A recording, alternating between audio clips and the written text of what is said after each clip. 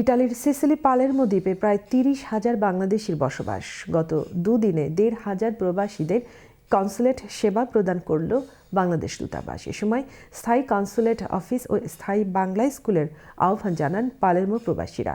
এদিকে বাংলাদেশ সরকার প্রেরিত মৃত ব্যক্তিদের বাংলাদেশ ওয়েলফেয়ার কার্ডের অনুদান সঠিকভাবে পাচ্ছে না বলেও অভিযোগ পাওয়া গেছে।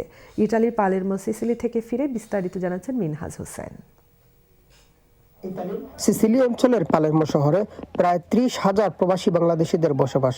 প্রবাসী বাংলাদেশিদের জন্য ইতালিস্থ বাংলাদেশ দূতাবাসের উদ্যোগে 2 দিনে ইতালির মধ্যে সর্বোচ্চ রেকর্ড সংখ্যক প্রায় ১৫০০ প্রবাসী বাংলাদেশিদের ভ্রাম্যমাণ কনসুলেট সেবা সম্পন্ন করেছে।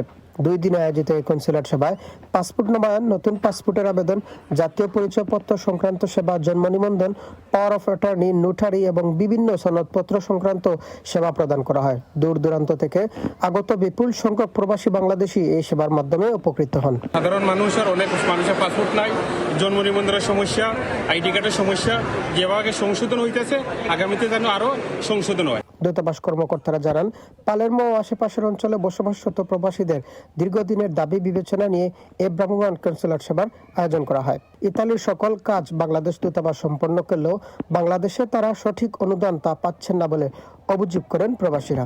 পালেরমোয়ে এমবিসি কনসুলেট সেবা খুবই সুষ্ঠু এবং খুবই ভদ্রতামূলক হয়েছে।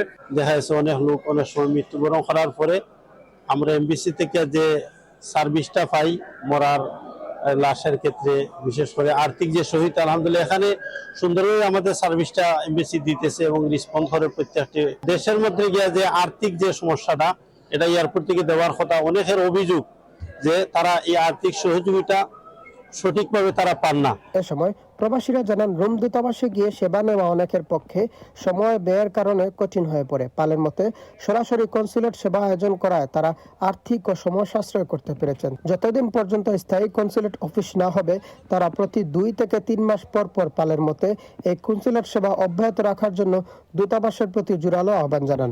পালেরমোর কর্মমন্ত্রীর পক্ষ থেকে আমাদের স্থায়ীভাবে এখানে একটি কনসুলেট সেবা দাবি করতেছি এবং যদি কনসুলেট সেবা স্থায়ীভাবে না হওয়া পর্যন্ত আমরা প্রতি বছর 4 থেকে 5 বার বাংলা কমিউনিটি পাসপোর্ট সেবার জন্য, কনসুলার সেবার জন্য আমরা এখানে রাষ্ট্রদূত বরাবর এবং বাংলাদেশ সরকারের কাছে আবেদন করতেছি।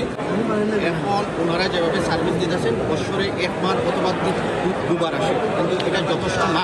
আপনি যদি একটা স্থায়ী কনসুলার সেবা দেন, আমরা প্রবাসী এই কমিউনিটির পক্ষ থেকে আপনাকে সর্বাত্মক সহযোগিতা করব। পাসপোর্ট সেবাটা বছরে 4 বার অথবা এই সিটিতে একটা স্থায়ীভাবে কনসুলার সেবা চাচ্ছে।